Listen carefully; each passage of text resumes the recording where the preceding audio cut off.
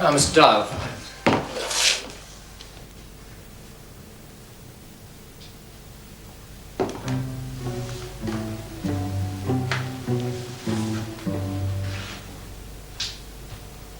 Oh, my God.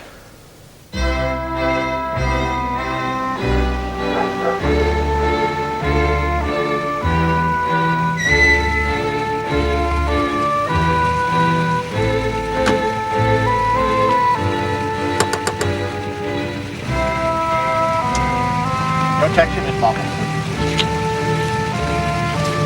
Now, remember to lock up Daisy, and don't forget the pantry window. Good night, Mum. Thank you, Inch. Baby. Directly, Mum.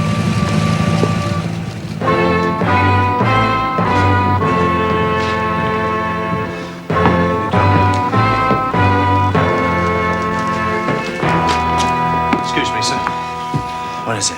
It's the gate, sir. The perimeter generally swarming with press. I don't recommend shaking the trees. You'd have photographers dropping around you like ripe plums.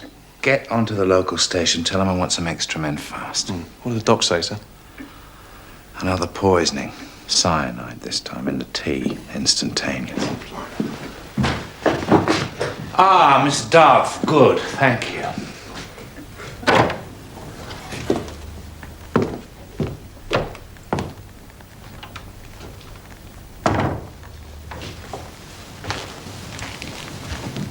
You all right? Yes. It was you that found her, wasn't it? Yes. Do sit down.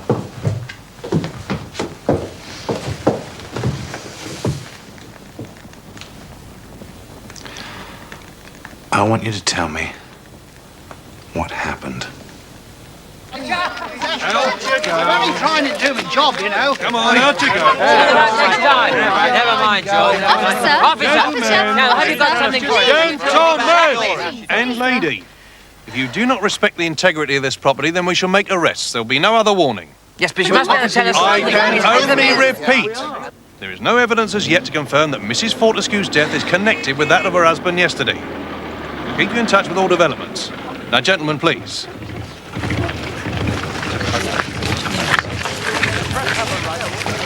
Relative of the family, is it, madam? Well, not exactly. No, it's the maid Gladys I'm connected with. I see. Well, only relatives are allowed, madam, and they're to be vetted. But it's very important. Her name is Gladys. Well, I understand from the papers that Inspector Neal is in charge of the case. Now, could you get a message to him? Yes, madam. Well, will you now, this is very important. No, I tell you what, no. I'll write it. I'll write him a note. Yes, madam. Yes. Yes. Sorry, sir. Someone just arrived at the gate. A Miss Marple. Going on about the maid Gladys, sir. So? Says she wants to be let in, sir. For God's sake. Fair enough. Good. But I was to give you this, sir. The old lady was most insistent.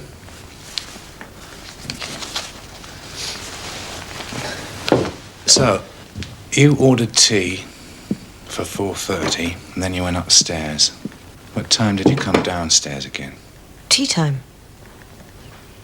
When I got onto the landing, I don't know why, something in the garden caught my attention.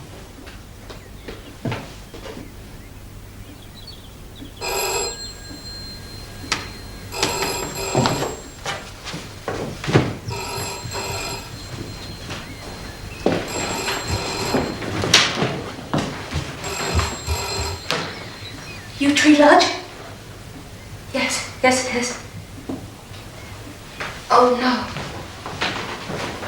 Yes. You're not bloody use any other way, believe me! Yew Tree Lodge. Oh.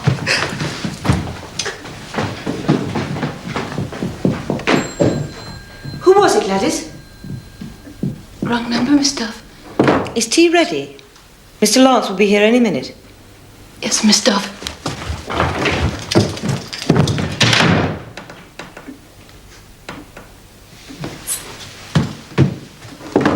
As I was spared any further matrimonial warfare between Percival and poor Jennifer, I went back to sort out the guest room before coming down again to clear the table for the tea tray.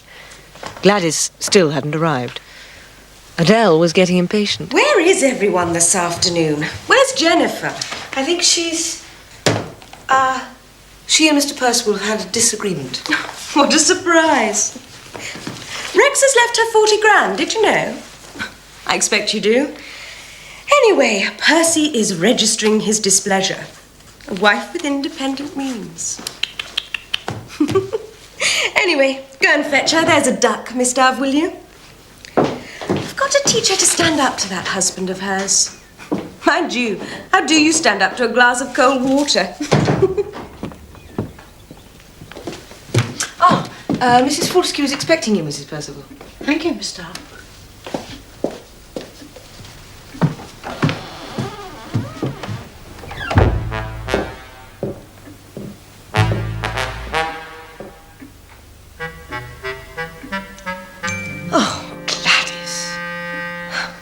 Why Gladys had suddenly abandoned the tea tray, I can't imagine. I've no doubt I'll be treated to a string of lame excuses later on. Hello. Don't tell me. You must be the excellent Miss Dove. Yes, I am the excellent Miss Dove. You must be Mr. Fortescue. Do you have any more luggage? Just this. Here.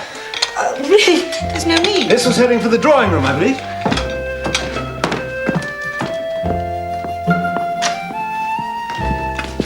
Mrs. Fortescue and Mrs. Fortescue, what a pleasure. I come bearing gifts. The foie gras sandwiches, I must say, are spectacularly absent, but we have bread, we have honey, we have fondants and fancies. We'll manage, I dare say. Oh, lads, it is good to see you. And you must be my beautiful stepmother, Adele.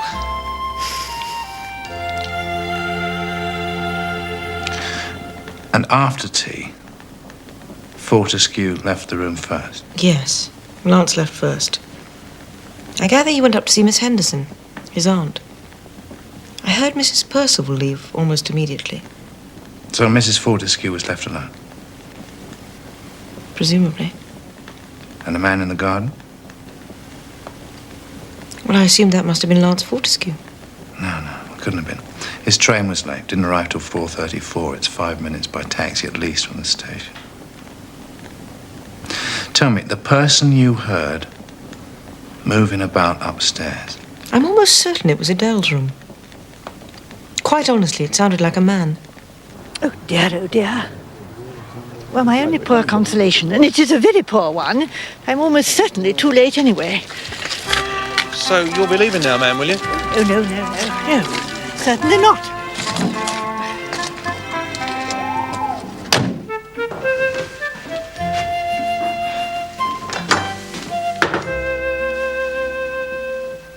Come in. Hello, Percival. Still swatting.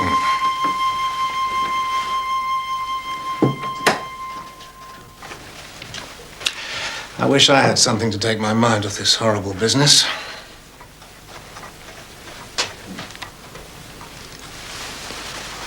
Are they ever going to serve supper? Oh, I expect so. By the way, Pat has insisted on coming down tonight. Is that all right? Well, I hope you don't mind. It's your house now, isn't it? Of course your wife's welcome. Thanks. There. We're being civil to each other, at least. Yes, we are.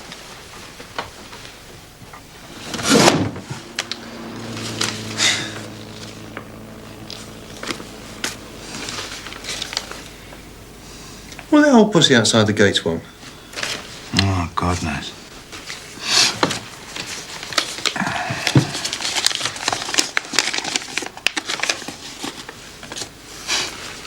Sing a song of 6pence.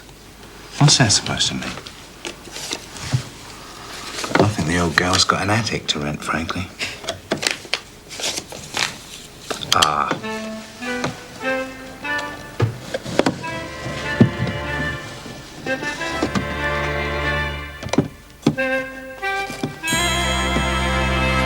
Mrs. Adele Fortescue. Love letters.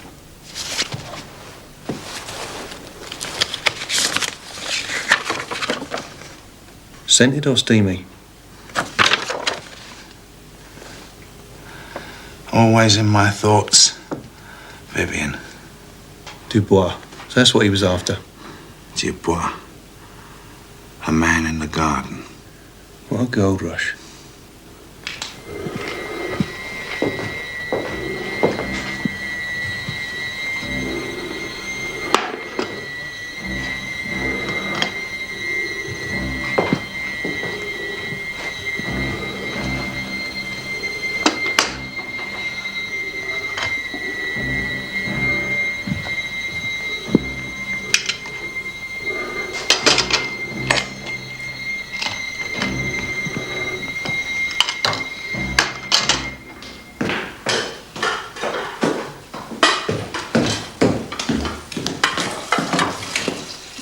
Where's the missus then? She won't be a minute. She's just remembered the washing.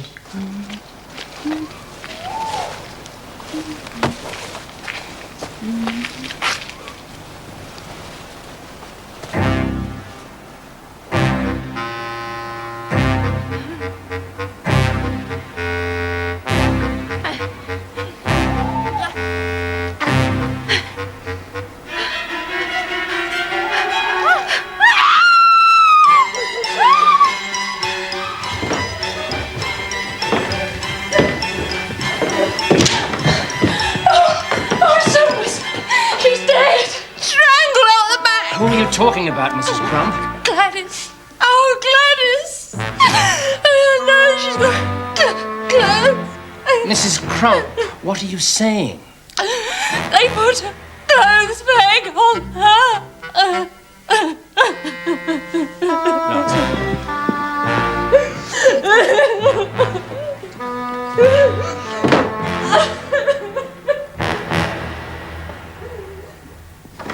Hey. Have you got a note from the old lady?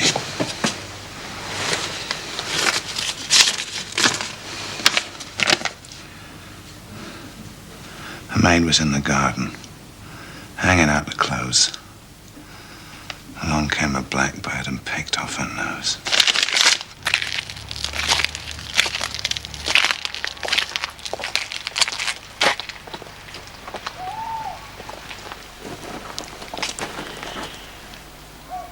The murderer rising in the light killeth the poor and needy.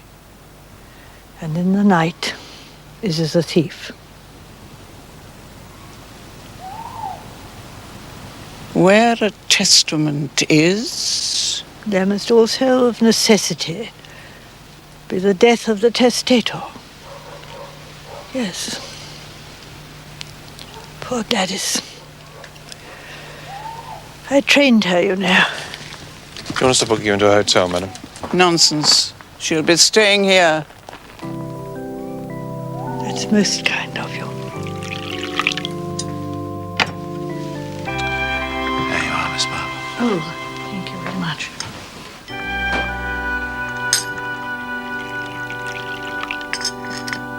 Gladys came to me from the orphanage. She was very keen on men, poor girl, but I'm afraid men didn't take much notice of her, and the other girls rather made use of her. She enjoyed going to the cinema, and she was always dreaming. Things that couldn't possibly happen to her. The poor girl had obviously seen something or noticed something. I feel to blame. Makes me very, very angry, you know. Especially that business of the clothes peg. It's a cruel and contemptuous gesture. You understood the significance of the nursery rhyme, Inspector, did you? In its broad outline, eventually. Rex, meaning king, in his counting house. By extension, of course, his wife becomes the queen. The queen was in the parlour. Was she eating bread and honey? I don't know. The poor maid was in the garden hanging out the clothes. You see, the first verse is the difficulty. We have the pocket full of rye, but I don't understand the blackbirds. I can see no point in them. However, they must mean something, don't you think? The birds began to sing. Honey, Miss Marple. At tea time? Come to think of it, no. There's usually some savoury sandwiches. A Occasionally bread and jam, then some cake. And biscuits only when Mrs. Crump has been baking. No, I think it's the only time we'd had honey. That's very interesting. Thank you, Miss Dove.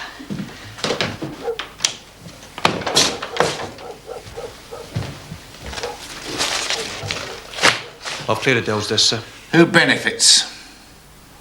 That is a question. From killing Gladys, nobody as far as I can see. Rex? Well, Adele was going to get £100,000 from his will, but who else? Percival gets most of the estate. Things were going wrong with the business, and it looks as if the old man was responsible. Yep. Percival benefits. And his missus. Yeah, not too keen on her husband. Stands to get £40,000 in her own right. That would buy her freedom from her purse. She benefits. Lance Fortescue, he gets 20% of the residue, which may not be all that much when all's said and done. Besides, he was out of the country when the first murder took place. Dubois? Certainly. If he knew Adele was going to get £100,000, he's not exactly discreet. He must have known. He benefits from killing Rex. But where's the benefit in killing the lovely Adele? Did she leave a will? Did you find anything in that lot? No, sir. It's Ansel and Worrell's, just off the High Street. Adele didn't trust the family solicitor.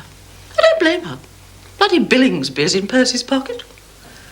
Do you happen to know what was in Mrs. Fortescue's will, madam? Well, if I were you, I'd try the Dormy House Hotel or the golf club. Listen, does anybody fancy a nightcap? Oh, all right, be boring, though.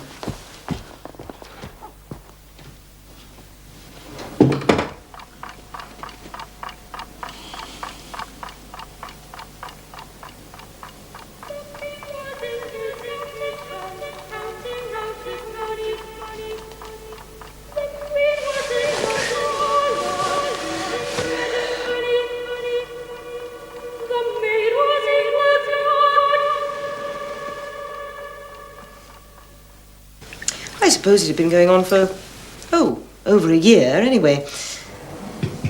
Then, last summer, someone scooped out the inside of one of Mrs. Crump's raised pies and stuffed it with dead birds. And they were blackbirds too, were they? I suppose so. It was quite revolting. Nobody was particularly concerned to establish the species. Wasn't that a dainty dish to set before the king? Yes. Oh! Good morning, Mr. Fortescue.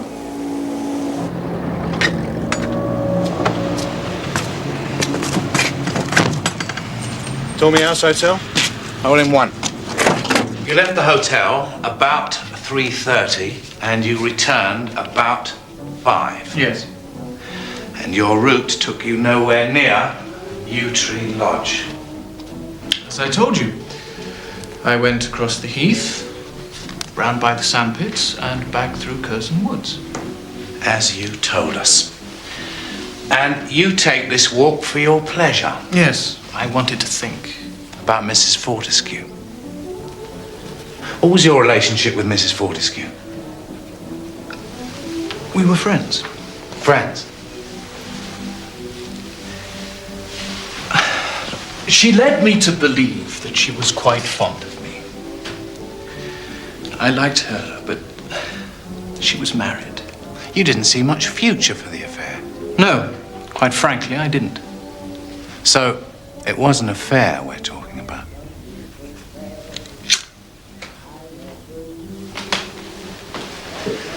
Tell me, Mr. Dubois, what did you mean when you wrote, "When things are different, all this will seem very small and far away"? Where the hell did you get that? What things would be different?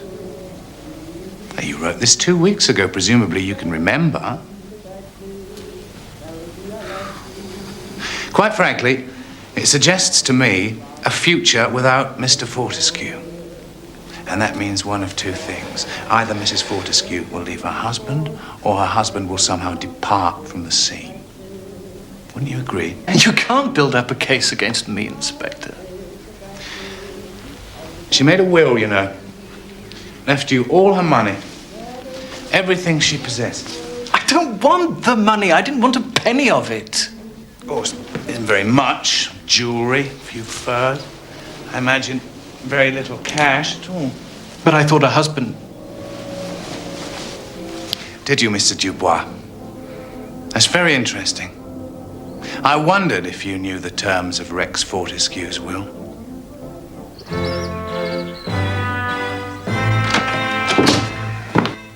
Oh, Inspector. Yes, Miss Marple. Blackbirds. Yes, ma'am. You are interested in blackbirds, I take it. Well, I'm more interested in Mr. Dubois at present. Oh, dear me, no. No, do forgive me, Inspector, but you must get to the bottom of this blackbird business. Rex Fortescue was the victim of a series of disgusting practical jokes. Someone put dead blackbirds, some of them quite decayed, well, on his desk or on his pillow where they could. So you see, the blackbirds must mean something. Do you know they even put some in a pie? I'll make some inquiries, ma'am. Oh, yes. That is a relief. Thank you, Inspector. Oh, Inspector. I wonder if you would allow me to have a brief look at Gladys's room. How could I say no? Oh, thank you, yes. And I know that you'll find the blackbirds very well worth your while. Yes. I'm beginning to wonder who's in charge of this case. I'll take the family, you take the staff.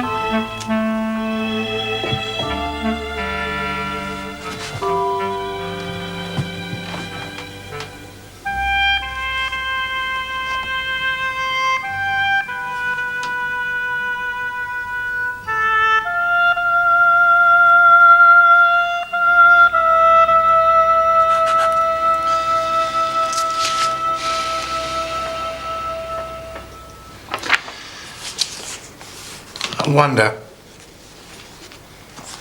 can you tell me anything about blackbirds, Mrs. Fortescue? Blackbirds? Blackbirds, Inspector? What kind of blackbirds? Well, just blackbirds, Mrs. Fortescue, dead, alive, or indifferent. I've been told they've figured in the life of this household. In a pie, for example.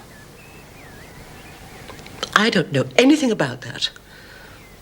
A very nasty, practical joke, I suppose. It annoyed Rex, really did. He had Heinrich, that's the gardener, patrol the grounds with a shotgun. He was afraid of something, not just annoyed. Oh, quite. I just think it was a silly joke. Can you tell me why your late father-in-law left you so much money in your own right? I asked him for it. Asked him for it? Yes. Just like that? Yes. And he gave it to you? Yes. I said, Rex, when you die, will you leave me a little money of my own? Because Percival is so mean. And Rex said, yes. So you're going to get your money? Yes. Isn't it nice? Tell me, your late father-in-law's death, what were your feelings about that? I think I was quite pleased, really. I was going to get my money after all. After all? Sorry? I was going to get my money. I see. So you weren't sorry? Oh, no. He was a horrid man, you know.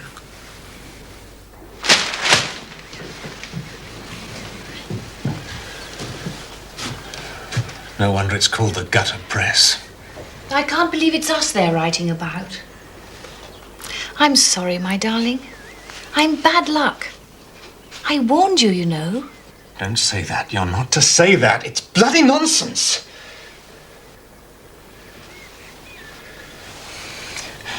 You're the best luck I ever had.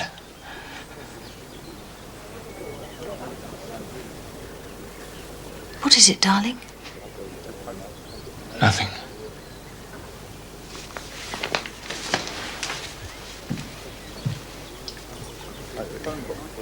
What is it, Lance? Look here, old thing.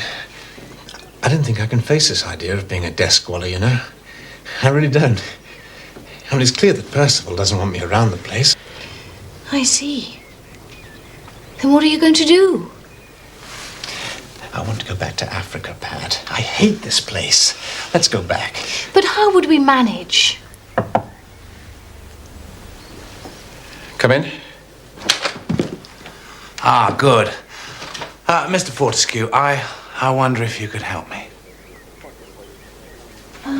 Will you excuse me, Inspector? Why don't you join us later, Lance? What? Miss Marple and me. For coffee. Oh, yes, good. Why not?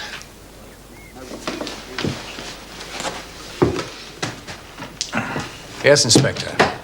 What is it? Well, sir, I've been asking everybody this. I might as well ask you, even though you've been abroad. I wonder, could you tell me anything about blackbirds? Blackbirds? Oh, you must mean the old Blackbird mine. The one that Father caught a cold over. He got taken for a ride by some old digger up on the High Veldt or somewhere. There was no gold in the thing, and Father damn near died of malaria for his pains. There was some scandal about his partner, who actually did die of malaria. His widow tried to sue him, I think. Well, Aunt Effie, you know the details. I don't believe this was ever a happy house, in spite of all the money that's been spent. But only money, I suspect. No real affection. No. Have you noticed how nothing is really what it seems? The furniture is supposed to be Louis Sayre's, but it's been made in Birmingham. The paintings are supposed to be Venetian, but they were probably knocked up in Chelsea last week. Nothing is solid or real, as if the whole house and everything in it were some kind of gigantic fake. What did you say, my dear? About it being a fake? The whole house and everything that goes on in it. I said everything in it, not that goes on in it. Oh, yes, of course. Stupid of me.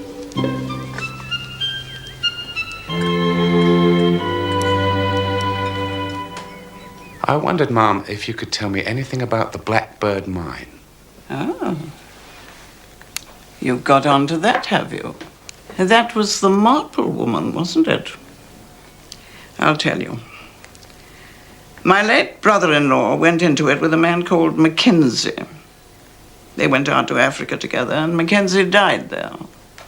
Rex came home.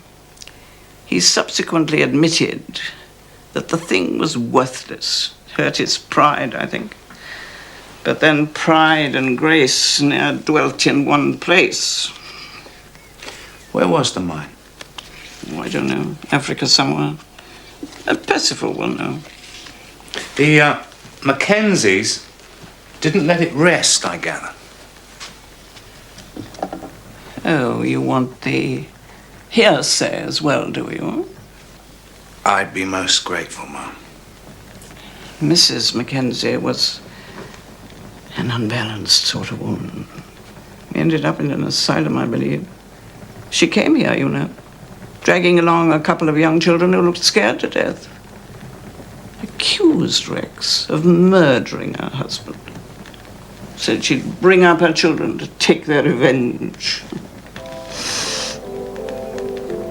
Old sins cast long shadows.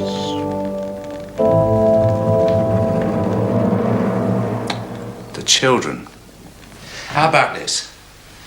As a motive, at least. Rex Fortescue swindles some bloke called Mackenzie out of his share of a gold mine. Mackenzie dies. One way or another, the widow reckons that Fortescue killed him. She becomes obsessed by revenge. She brings up the children to avenge the father. What happened to the mother? Well, she ended up in a loony bin. She may still be there. They got to find her. If she's alive, I want to know where she is. That's an absolute priority. And the Mackenzie children? Do you reckon one of them could be here? I mean, here in the house? Yeah. Or nearby. Dubois, Mary Dove, Jennifer Fortescue, they're all about the right age. Reckon you know who it is? Yes, I do. Mackenzie's Blackbird Mine? What or where is that? I think you know very well, Miss Dove. I assure you, I'm quite in the dark. I think you know, Inspector, that it's up to you to prove I am this Miss Mackenzie, whoever she is. It will at least provide me with the continued pleasure of your company while you probe the mystery of my identity. Please don't mock me, Miss Dove. I wasn't intending to. As a matter of fact, I meant it. Despite the fact that you're keen to implicate me, however obscurely, in murder. If you continue to look into my affairs and are extremely clever, you will find certain minor discrepancies in the household accounting. I have no intention of begging like Jennifer, or selling myself like poor Adele.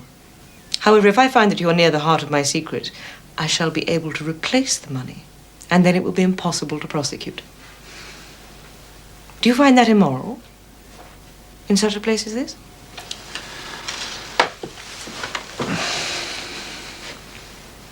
I wish you hadn't done it.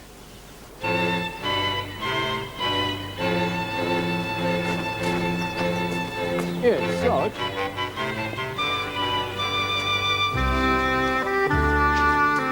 Marmalade. I suppose we get it analysed. It's bitter enough to disguise the poison, though, isn't it, sir? And Rex Fortescue was the only one who ever touched the stuff. Yeah, I know that, but anyone who's able to organise that part of it isn't going to get rid of the evidence by chucking it out the pantry window into the bushes. Yes, sir. But it was a lot of luck we were onto the taxing so quickly. They may have thought they had a day or two in hand. Yeah. And if we do find taxing in it, that opens it up a bit, doesn't it? How do you mean? Well, anyone could have done it who was in the house after the previous day's breakfast was put away. Yeah, but who does that include who wasn't involved before? Percival Fortescue. All right, Inspector, if you're saying that my father's death was in my immediate financial interest, well, then yes, of course, you're right. But that does not give me a motive for killing Adele. I happen to know she willed her £100,000 out of the family. What would be the point? Oh, come on, sir. If you know that, then you must have known that she had to outlive her husband by at least a month in order to inherit the stuff. If she didn't, the money reverted to the estate. In other words, you, sir. There was point, all right. Point in killing them both. With respect. So you thought that Gladys had gone out to meet her young man? Well, I don't know. She seemed, well, kind of waiting for something. Looking out the window, looking in the mirror. You know what I mean? Yes, I do, yes. Got it. Before she took the tea through, she answered the telephone. Gladys did. She didn't as a rule, but this time she fair plummeted through that door after it. And did she say who it was? No, she said, wrong number. Indeed, yes. Most interesting, Mrs. Crump. Now, I wonder, would you think me very greedy if I helped myself to another biscuit? So what percentage of the company capital would you estimate all the African holdings to be? Oh, come off it, man. God knows. I thought I was digging you out of a hole. Now, make no mistake, I want to get out, but I've got to have some sort of prospects. I've got Pat to consider. Can't be as much as 20%. All right. All right, yes, perhaps that was a bit churlish of me. So, you want the balance of your 20% in cash, do you? Well, we thought if you could secure us a loan or lend us $1,500 a year for the next 5 years, something like that. 5 years? All right, 4. I just thought you might have things on a better footing by then, that's all. That's true. Do you want this wretched blackbird mine as well? Sure. Throw it all in.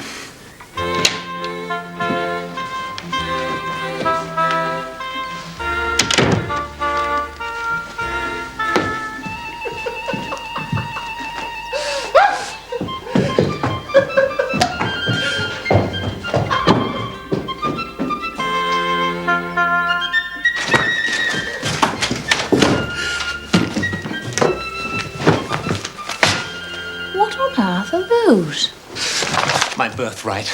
Tight little Percy just assigned them to me. Chunk of the dark continent which Percival thinks is worth 2pence. Oh, Percy, when you find out. Come on, gorgeous. We've got a plane to catch.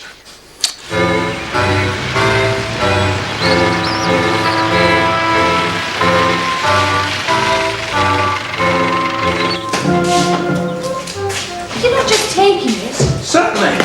Percival's the organised one. He can organise it back from the airport.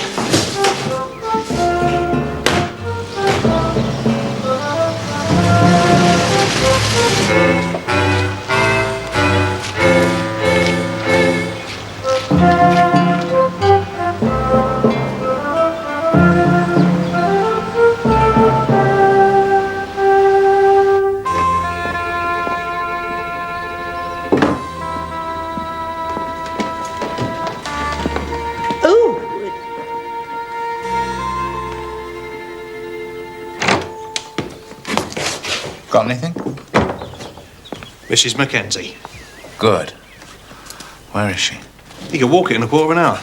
What? It's a mile or 2 by road, but if you cut through the woods, Burnham Ridley, the Pine Sanatorium. Come on. Let's go talk to the Mackenzie woman. How big is this place at Burnham Ridley? Well, it's a converted private house, couple of acres. Inspector. Yes, Miss Marple. Oh, you weren't thinking of the sanatorium, were you? Visiting there by any chance? Oh, not that that's important now, no, but... What isn't? Mrs. Mackenzie. No, what is much more to the point What is... do you know about Mrs. Mackenzie? Oh, well, just everything there is to know. There's not, but there's very much, I'm afraid. I went there this morning. The poor dear's mind is completely gone. No, what is much more important is that I think I saw Lance Fortescue and his wife driving away. Now, he must be stopped, I'm afraid. Well, he had business in Paris. I saw no reason to detain him. He wasn't even in the country when the first murder... Yes, I know, but I think they ought to be stopped. Well, don't ask me why. I can tell you the how. Well, not the precise how, but the general how. But the why escapes me, except, of course, that it's greed. One knows that naturally. But, no, I expect the precise why will emerge in due course. But, oh, dear. You think they should be stopped, Miss Marple?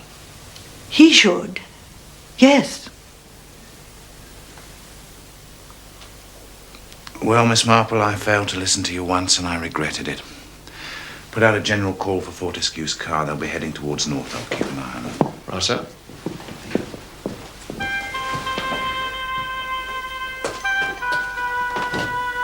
Well, Miss Marple, perhaps you could elaborate. Oh, yes.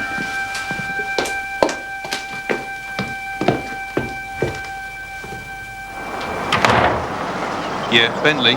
Registration GXA 579. General surveillance only. Right.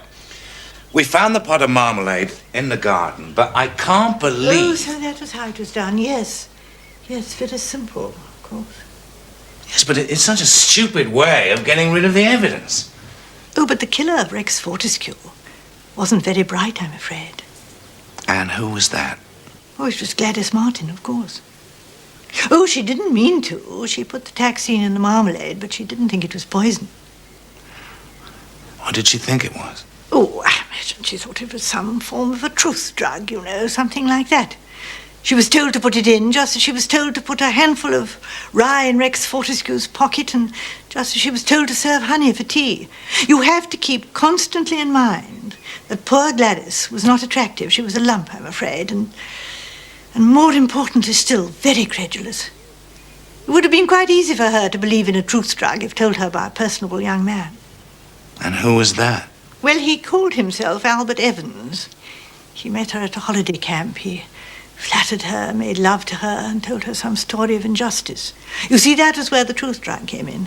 It was to have taken effect when Rex Fortescue arrived at his office.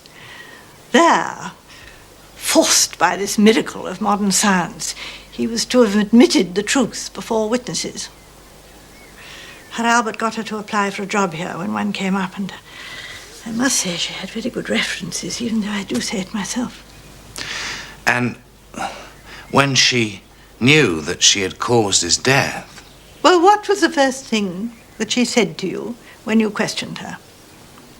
She said, I didn't do it. Exactly. That's exactly what she would say. If ever she broke a vase or something, you know, she would always say, I didn't do it, Miss Marple. I can't think how it happened.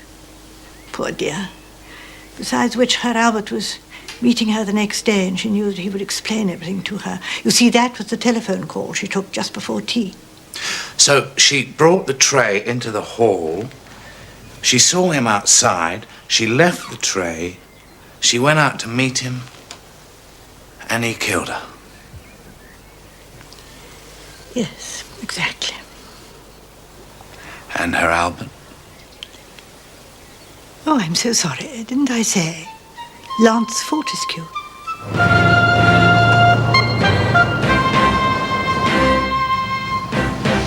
There she blows.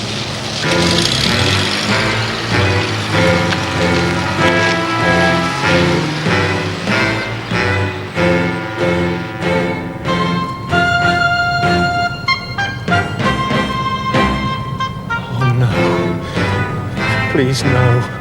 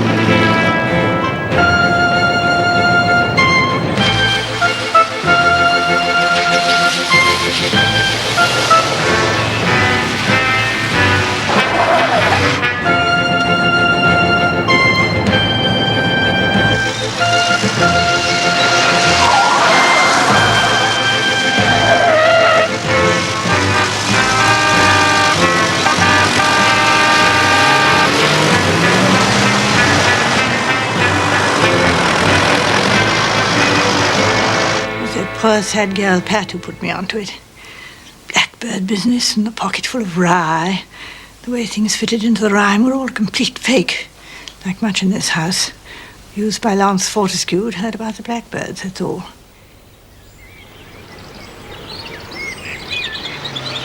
What's happening, Lance?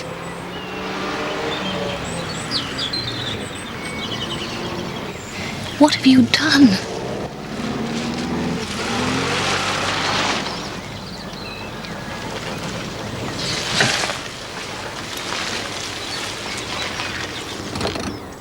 Have you swindled Percival or something? What the hell do we do now? We're observing them. We were told to keep them under observation, and we are. He told me to go to hell. And he meant it. He meant hell. Who did? His own son. The bloody sadist. Well, he's finished hurting people.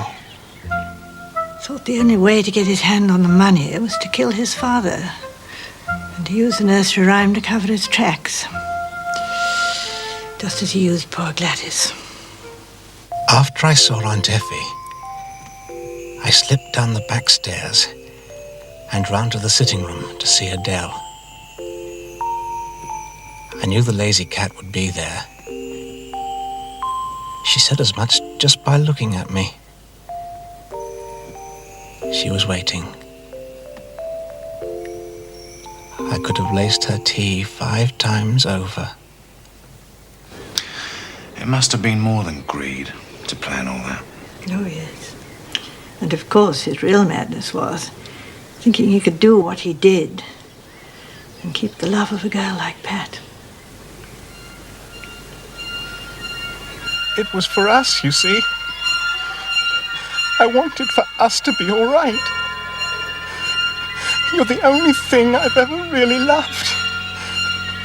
The only person who really cared. I knew you'd see it through, you see.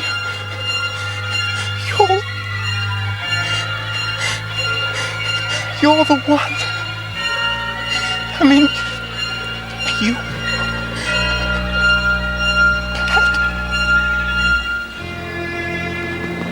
I told you. I'm bad luck. I can't.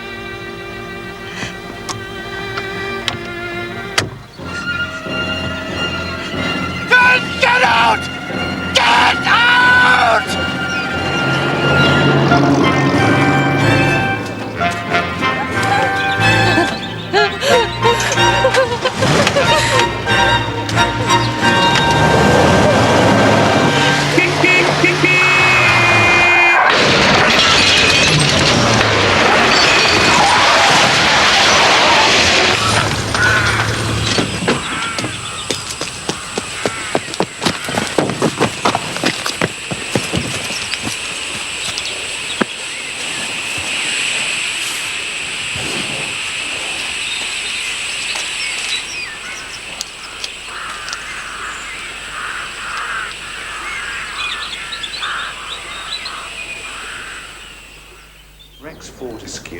Was about to pull off the most spectacular coup of his life. All those dud African properties, including the famous Blackbird mine, were practically next door to each other.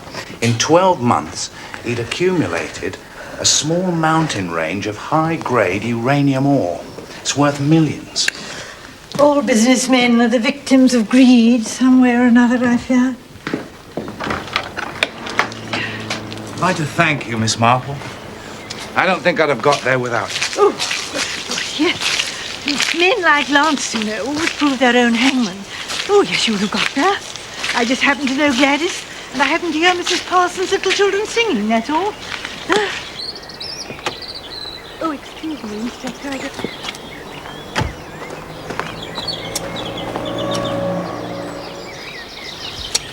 Did you want a word, Mrs. Fortescue? Oh, no. No. Was it your mother's idea or yours? The nurses said you were very kind to her.